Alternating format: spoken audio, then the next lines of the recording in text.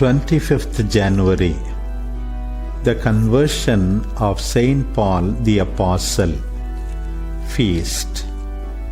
A reading from a homily by Saint John Chrysostom.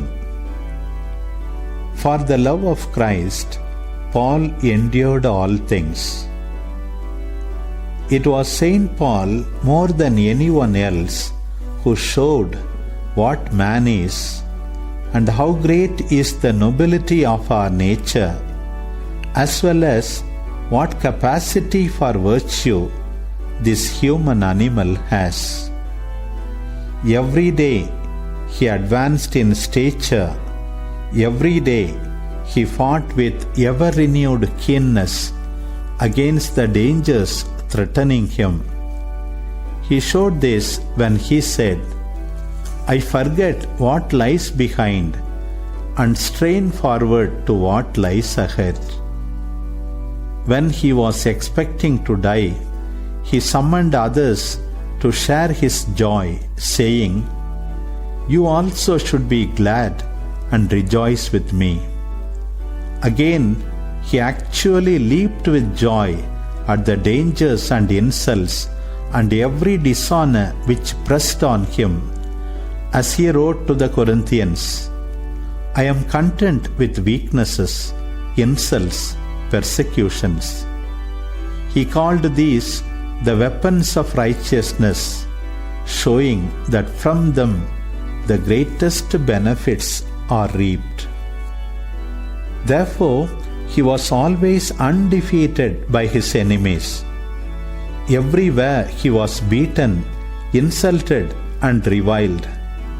He treated it all as though it were a triumphal procession, setting up trophies of victory everywhere on earth, glorying in them, giving thanks to God, saying, "Thanks be to God, who in Christ always leads us to triumph." So he sought dishonor and insults in his preaching of the gospel more readily than we seek honors. He sought death more than we seek life, and poverty more than we seek riches. And he looked for work to do more than others look for rest. It was not simply that he looked for more, he looked for much more. There was one thing and one thing only that he feared and shunned, and that was to give offense to God. Just as there was one thing he longed for, to please God. He was rich with the love of Christ, which was the greatest of all things to him. While he had this, he reckoned himself the most blessed of men. Without it, he had no wish to be numbered among princes and rulers and powers. Possessing love, he wished to be among the lowliest of men, among those being chastised, rather than without love to be among the loftiest and honored. There was one torment for him, to fall away from this love. That for him was hell, that was damnation. That was the sum of all evils. Even so, to find this love was joy. This to him was life. It was the whole world, his angel, things present, things to come, the kingdom and the promise. This was the sum of all blessings.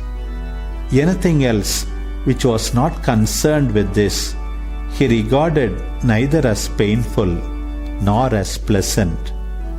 Things visible he considered of no more worth than withered grass. Tyrants or people's breathing fury seemed to him like gnats. Death, torture, and 1,000 torments he thought of as child's play, provided only he could endure something for Christ's sake.